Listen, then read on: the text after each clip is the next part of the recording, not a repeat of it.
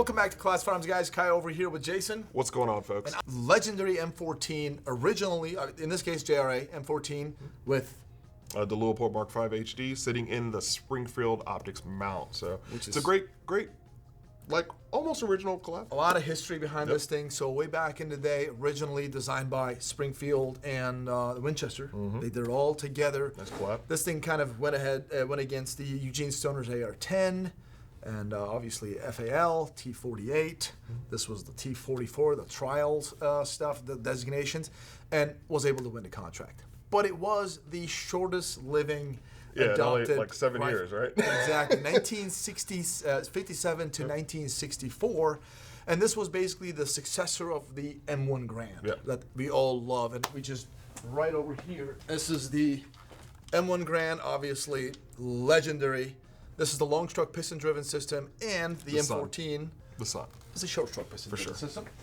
And obviously, the U.S. government went out there and adopted this one against a bunch of other options.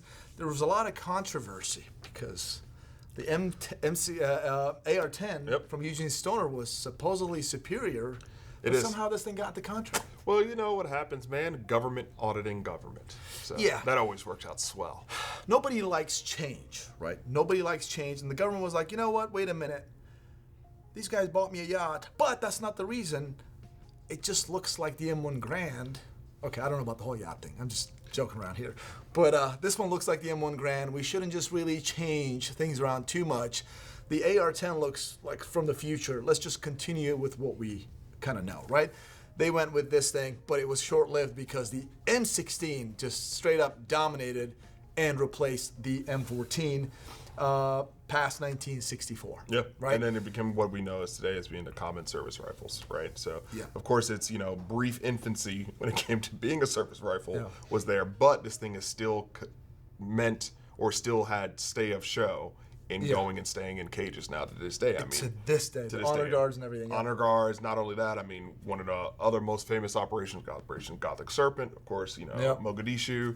This was definitely in use. Of course, you know, Black Hawk Down illustrated that, but it's also had a secondary life chance, it being transferred into the Mark 14 EBR. So that's exactly right. Awesome. So so this was discontinued, right? They just, I think it was about 1.38 million of these guns were kind of acquired. Cost about $143 million, which equal to about $104 per gun way back in the late 50s. And that's a house now. Well, guess what happened? With inflation. That's true, right?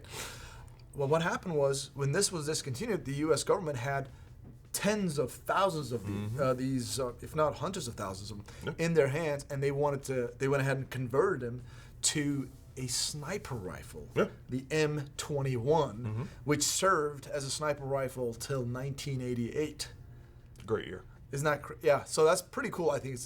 And when you shoot this thing, guys, it does look old if you've never shot it. It shoots beautifully. Excuse me, sir. It looks seasoned. Well seasoned. You're right. Just like, you know, salt and pepper, whatever, but still fit, right? Yeah, that's what I think. And there it is. Oh. All right, moving around, but seriously, it is a lot of fun to shoot this thing, and it's very soft shooting, very reliable. I've not had any issues with this thing.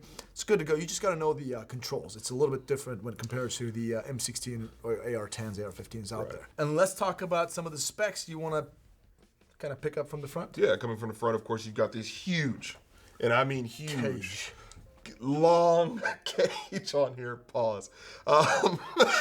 Sorry, I can't. Why do we have to pause on a long cage? I'm not sure. I don't know what's going on there. Oh my God, I'm sorry. Of course, sitting on the front of this is this long kind of bird cage. It's definitely long. It's, you know, flash hider. That's awesome. Of course, 22-inch barrel. So that's great. All the accuracy that one would need because you're definitely not gonna, you know, miss with that. That was a standard issue. The paratrooper guys had it. 19 inches. Yeah. Because that's like the short version. Yeah, okay. So yeah, moving on back, of course, you got the wonderful peep sights, you got a bayonet lug, of course. And moving on back, it's top, rail, bottom, but of course this is short stroke. Yep. So that's awesome. Of course, it, you know, from its predecessor, the M1 Grand being long stroke. So coming on back, you've got the rock and lock mag. And sitting on top, of course, we talked about that Leupold Mark V HD. sitting on that Springfield mount, so it's great. It looks awesome. You got quality glass. Of course, comes with 2 mags? Yeah, 2 mags. 2 mags? 2 mags. Yeah, 2 mags? Awesome. Comes with two of the Rock and Lock mags. Of course, if you're not familiar with how to use these, it is the Rock and Lock to put it in there. Like my counterpart will sit here and show you. Boom, Rock and Lock that baby in there, you're good to go. But of course, also, if you want to go the route and, be special, you see that cutout on there right there. It looks great. It looks cool. Why is there a hole there? Well, that's the difference between a standard M1A and the actual military one. So you got that, cut out for the fun switch. So if you want to be that guy, who gets that and says, you know what, I want to invest a little bit more into it, you can knock it out. But not only that, what else also happens with that fun switch? You want that fun switch? Put this thing just right here, extend it, just press the trigger. You're good to go. Great control. There we go. But of course, you can take that out and then, again, like I said, a lot of people will buy that chassis for the EBR. You can swap it out and do whatever you want to. But it's yours to do whatever you please. Trying to stabilize this thing, guys. Sorry, there you go. Okay, of course, swapping it around, you've got the dual sling point attachments. Of course, the more traditional way, just loop it through, use a tri-glide and call it a day. And of course, the safety, which everybody kind of seems, it looks kind of weird, but it's not. It's a push-through safety. So obviously, when you push it back to the rear, that's safe, and your finger can't really get in there. But when you push this forward, of course, off safe, full send. A little bit different, old school stuff. Yeah, definitely. And that's it, guys. So this is, in a nutshell, the M14. Shout out to James Rivers Armory, obviously, for making this badass, awesome piece of history right here. And that's pretty much about it. And also, you maintain your iron sights. I mean, that's pretty through dope. this thing. Oh, you know what?